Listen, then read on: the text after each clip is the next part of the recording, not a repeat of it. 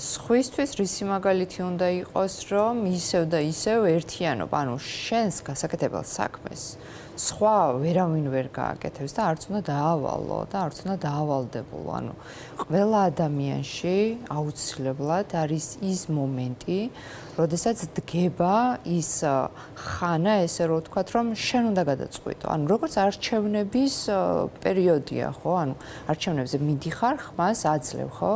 ანუ შენი ვალდებულება არის რა, ეს რომ მიიღო მონაწილეობა შენი ქვეყნის მომავლისთვის. ამიტომ ეს აქციები, ეს პროტესტი, რას ვაპროტესტებთ? ვაპროტესტებთ უსამართლობას, ხო? ანუ ყველა ვხედავთ ეს როგორი უსამართლობა არის დღესდღეობით, სასამართლო არ გაგვაჩნია. არ გაგვაჩნია ჯანდაცვა, არაფერი არ გაგვაჩნია და რაღაც დროს ვითხოვთ ამას. ოცნების ალკეული ლიდერები რომ ეღადავებოდნენ საზოგადოებას, რომ აბა ხაბაროვსკში გაიღვიძეთო თუ არა. თქვენ ხაბაროვსკში, თქვენ როგორი შეგრძნება გაქვთ? ეგ შეგრძნება მაქვს, რომ ვართ, ანუ უბრალოდ ეგ სირცხვილი არის, რომ ისევ და ისევ ქართველების მხრიდან ხდება აი ამ საბაკას ძაღლის გადარქმევა საბაკად რა.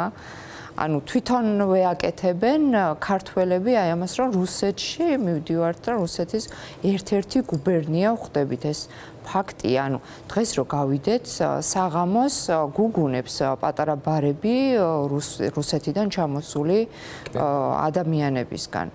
და სვამენ, ერთობიან, მუსიკას უსმენენ, ანუ რაენაუყულებად კარგად არიან და შვენივრად ცხოვრობენ აქ და ჩვენ ამას არ დაუშვებთ არავითარ შემთხვევაში და ისევ და ისევ. თავისთავად იმათია კარგად ყოფნის პრობლემა კი არა, პრობლემა იმაშია, რომ ქართველებს საქართველოში აღარ დაედგომებათ, განსაკუთრებით ახალგაზრდობას. ამ სიტუაციაში შეუძლებელია აქ რომ საქმე გააკეთო და ბიზნესი გააკეთო და გააკეთო შენი საქმე, რაც გიყვარს.